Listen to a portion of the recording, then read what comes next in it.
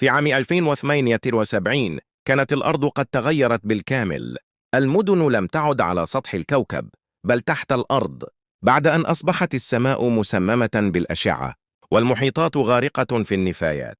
البقاء أصبح فناً والعزلة قانوناً.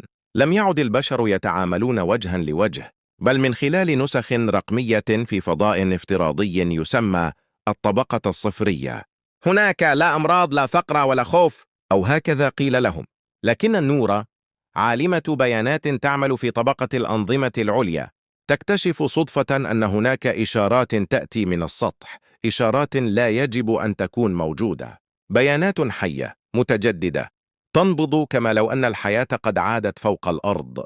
تحاول إبلاغ السلطات، لكن النظام يرفض طلباتها، يغلق الوصول، ثم يرسل تحذيرا مشفرا: ابق عينيك في الظلام. الفضول أقوى من الخوف. تتسلل إلى خادمات النظام، تخترق الحدود الرقمية وتجد أرشيفا محذوفا يظهر تجارب سابقة قام بها البشر لإحياء الغلاف الجوي. واحدة من هذه التجارب نجحت، لكنها لم تعلن. في تلك البقعة تعيش خلية من البشر، منعزلة، حرة، لا تخضع للنظام. الفكرة كانت إبقاؤهم مخفيين حتى يقرر ما إذا كانوا تهديدا أو بداية جديدة. نور تتخذ قرارها، تهرب من الطبقة الصفرية، تخترق الحدود المادية وتخرج إلى السطح لأول مرة في حياتها. الهواء ثقيل لكنه قابل للتنفس. الشمس حقيقية لا محاكاة، تصل إلى النقطة التي حملت الإشارة وتراهم بشر حقيقيون، يزرعون، يعيشون، يبتسمون. لا شاشات، لا واجهات رقمية، فقط حياة يرحبون بها بصمت، كأنهم كانوا ينتظرونها.